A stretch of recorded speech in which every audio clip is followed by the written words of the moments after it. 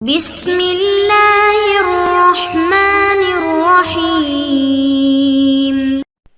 السلام علیکم ورحمۃ اللہ وبرکاتہ۔ عزیز طلباء، امید ہے کہ آپ خیریت سے ہوں گے۔ آج ہم قافیہ کا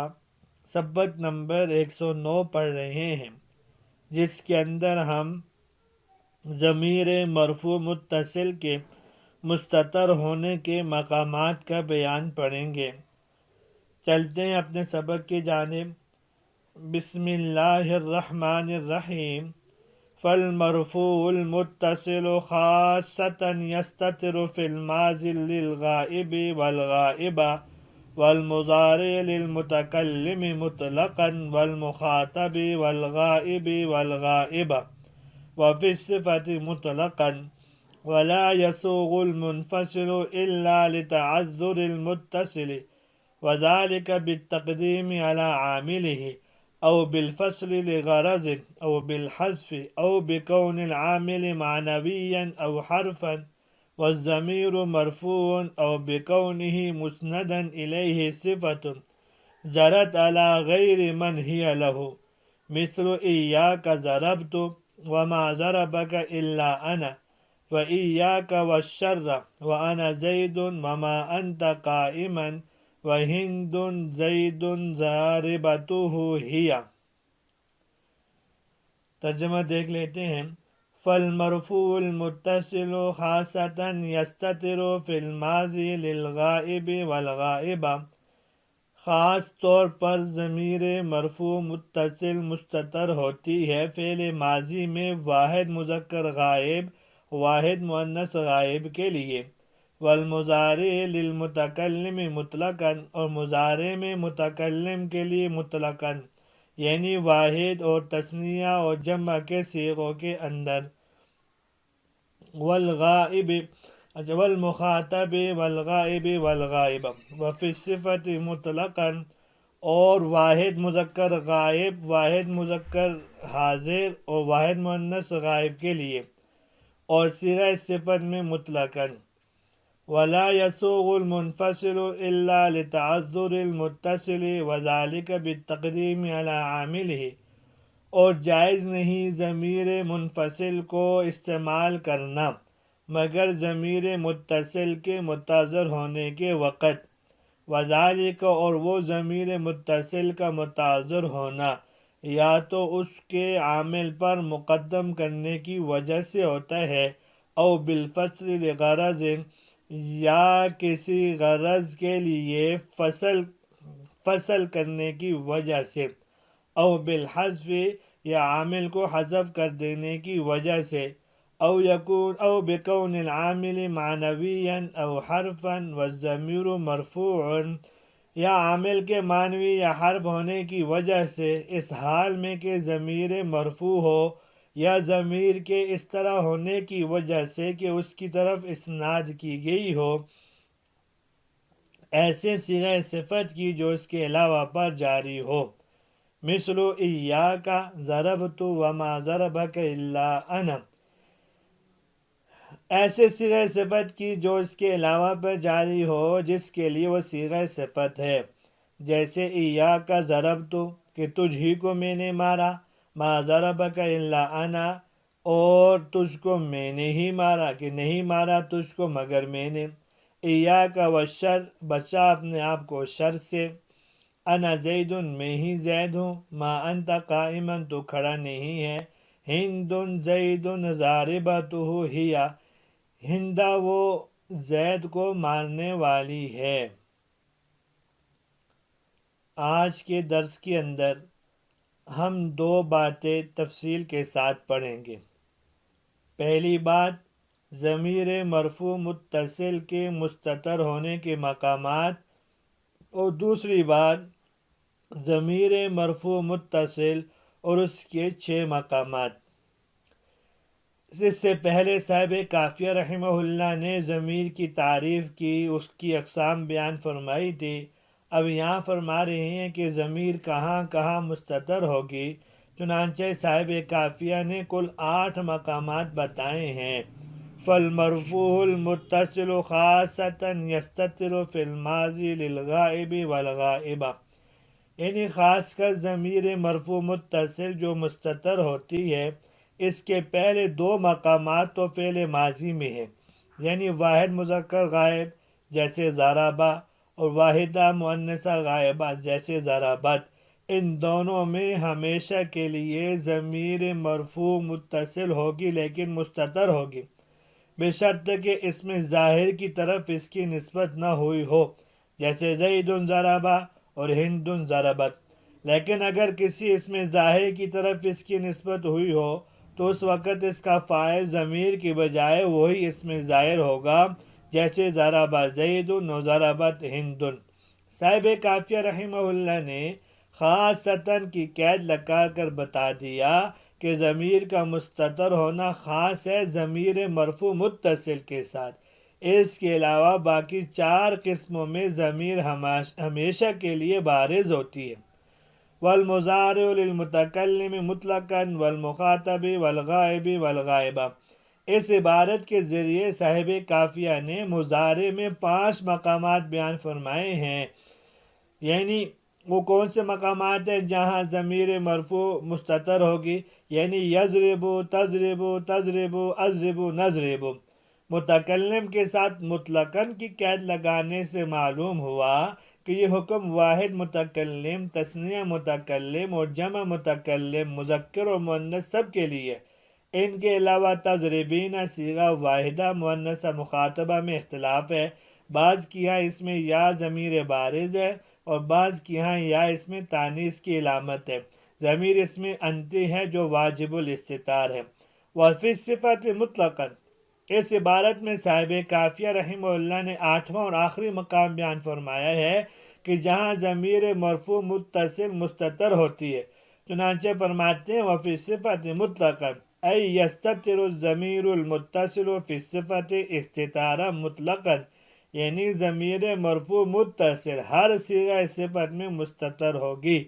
یہاں بھی مطلقاً کی قید لگائی، اس کا مطلب یہ ہے کہ صیغہ صفت چاہے اس میں فاعل ہو یا اس میں مفعول ہو یا صفت مشبہ ہو، اس میں تفضیل میں سے کوئی بھی ہو، اسی طرح چاہے وہ مفرد ہو، تثنیہ ہو یا جمع ہو، مذکر ہو یا مؤنث، ہر صیغے میں مستتر ہوگی، جیسے زید ضارب، زیدان ضاربان، زیدون ضاربون، ہند ضاربۃ، ہندان ضاربتان، ہندات ضاربات۔ اگر کسی کو یہ اشکال ہو کہ ان صیغوں میں واو الف ضمیر فاعل تو موجود ہے، پھر اس کو مستتر کہنے کا مطلب کیا ہے، اس کا جواب یہ ہے یہ دونوں ضمیر نہیں ہیں بلکہ حرف تثنیہ اور حرف جمع ہے، کیونکہ ضمیر تو وہ ہوتی ہے جو عوامل کے بدلنے سے نہ بدلتی ہوں، کیونکہ وہ مبنی ہوتی ہیں، جبکہ یہ دونوں عوامل کے بدلنے سے بدل جاتے ہیں۔ مثلا مذکورہ مثالوں میں عامل رافع کی وجہ سے یہ الف اور واو ہے، لیکن جب ان پر عامل ناصب یا عامل جار داخل ہو جائے تو یہ دونوں یہاں سے بدل جاتے ہیں، جیسے رأیت الزیدین ضاربین وہندین ضاربتین ومررت بالزیدین ضاربین وہندین ضاربتین۔ ولا يسوغ المنفصل الا لتعذر المتصل، یہاں سے صاحب کافیہ رحمہ اللہ بیان فرما رہے ہیں کہ منفصل اور متصل دونوں میں سے اصل ضمیر مرفوع متصل ہے، کیونکہ ضمیر لانے کا مقصد یہ ہوتا ہے کہ کلام میں اختصار پیدا کیا جائے، اور اختصار بجائے منفصل کے متصل میں زیادہ ہوتا ہے، لہذا جب تک ضمیر متصل کلام میں لانا ممکن ہو اس وقت تک ضمیر منفصل نہیں لائی جا سکتی۔ ہاں جہاں متصل لانا ممکن ہی نہ ہو تو پھر منفصل لائی جائے گی۔ اسی کو فرمایا کہ وَلَا يَسُوغُ الْمُنْفَصِلُ إِلَّا لِتَعَذُّرِ الْمُتَّصِلِ، پھر آگے 6 مقامات ذکر فرمائے۔ وَذَلِكَ بِالتَّقْدِيمِ عَلَى عَامِلِهِ، کہ پہلا مقام یہ ہے کہ ضمیر میں حصر کا معنی مطلوب ہو اور اس مقصد کے لیے اس کو اپنے عامل پر مقدم کیا گیا ہو تو ایسی جگہ ضمیر متصل لانا متعذر ہے، اس سے ضمیر منفصل لائی جائے گی، جیسے ایاک ضربت اور ایاک نعبد و ایاک نستعین۔ یہاں منفصل کی بجائے اگر متصل لائی جاتی تو حصر کا معنی جو مطلوب تو فوت ہو جاتا۔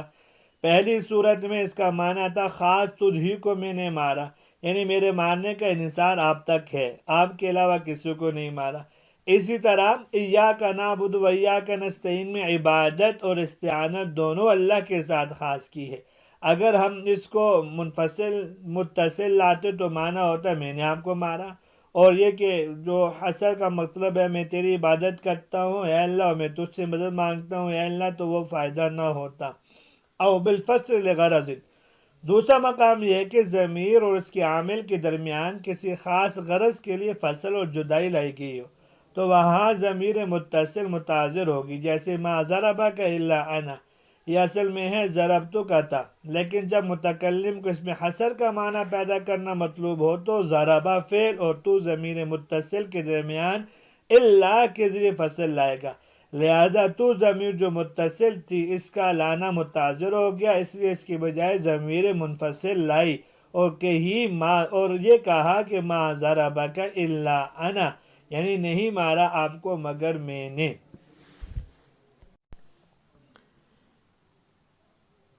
او بالحذف، ضمیر متصل لانا جہاں متاثر ہے اس کا تیسرا مقام یہ ہے کہ ضمیر جس عامل کے ساتھ متصل ہو سرے سے اس عامل کو حذف کر دیا جائے تو متصل بھی نہ رہ جانے کی وجہ سے لازماً ضمیر منفصل لائی جائے گی، جیسے ایاک والشر، یہ اصل میں اتقی نفسک والشر تھا، اور یہ کچھ تفصیل اس کی تحذیر کے اندر گزری ہے۔ تو اتقی فعل عامل اور اس کے معمول نفسن کو حذف کر دیا گیا تو کاف ضمیر متصل کے ساتھ متصل بھی نہیں رہا، اور اس حال پر اس کو باقی رکھنا متاثر ہو گیا، تو اس لیے اس کی بجائے ضمیر منفصل یعنی ایاک لائی گئی تو ہو گیا ایاک والشر۔ او یکون العامل معنویا، چوتھی جگہ یہ ہے کہ کسی ضمیر میں عمل کرنے والا عامل معنوی ہو تو وہاں ضمیر کو متصل کی بجائے منفصل لایا جائے گا، کیونکہ متصل کہتے ہیں اپنے عامل کے ساتھ ملی ہوئی ضمیر کو، جبکہ یہاں عامل لفظوں میں ہے نہیں ہے تو اس لیے ضمیر منفصل لائی جائے گی، جیسے انا زیدن، یہاں دیکھیں انا مبتدا ہے جس کا عامل معنوی ہوا کرتا ہے، اس سے متصل کا لانا متعذر ہو گیا۔ او حرفاً والضمیر مرفوع، متصل کے متعذر ہونے کی پانچویں جگہ یہ ہے کہ عامل کوئی حرف ہو اور معمول اس کا ضمیر مرفوع ہو تو ایسی جگہ متصل متعذر ہوگی، کیونکہ متصل کی وضع اس لیے ہوئی ہے کہ وہ کسی فعل کے بعد آئے گی، اور یہاں اس سے پہلے حرف ہوگا، یہ ناممکن ہے کہ حرف کسی ضمیر مرفوع متصل کا عامل بن جائے، اس لیے مجبوراً ہم ضمیر مرفوع منفصل لے کر آئیں گے، جیسے ما انت قائما، یہاں انت کی بجائے ہم ضمیر مرفوع متصل نہیں لا سکتے، اس لیے یہاں انت ضمیر مرفوع منفصل لائی گئی ہے۔ والضمیر مرفوع کہنے سے یہ معلوم ہوا کہ صرف ضمیر مرفوع متصل پر حرف عامل ہو کر داخل نہیں ہو سکتا، اس کے علاوہ ضمیر منصوب و مجرور پر داخل ہو سکتا ہے، جیسے کہ انکا، انکما، لی، لنا، لکا، لکما وغیرہ ذالک۔ او بکونہ مستند الیہ صفت جرت علی غیر من ہی لہ، یا وہ ایسی ضمیر ہو جس کی طرف ایسے صیغہ صفت کی نسبت کی گئی ہو جو اپنے موصوف کے علاوہ غیر پر جاری ہو، جیسے ہند، زید، ضاربۃ ہی، یعنی ہندہ زید، اس کو ماننے والی وہ ہندہ ہے۔ دیکھیے اس میں ہی ایسی ضمیر منفصل ہے جس کی طرف ضاربۃ یعنی ایسے صیغہ صفت کی اضافت ہو گئی ہے جو خود اس کے موصوف یعنی ہندن پر نہیں بلکہ زیدن پر واقع ہے۔ اس جیسی مثالوں میں اگر ضمیر منفصل نہ لائی جائے تو پتہ نہیں چلے گا کہ صیغہ صفت کی ضمیر فاعل کا مرجع زیدن ہے یا ہندن ہے۔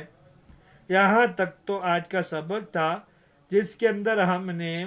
جہاں ضمیر مرفوع منفصل لائی جاتی ہے متصل کو لانا متعذر ہے، 6 مقامات ہم نے اس کے پڑھے ہیں،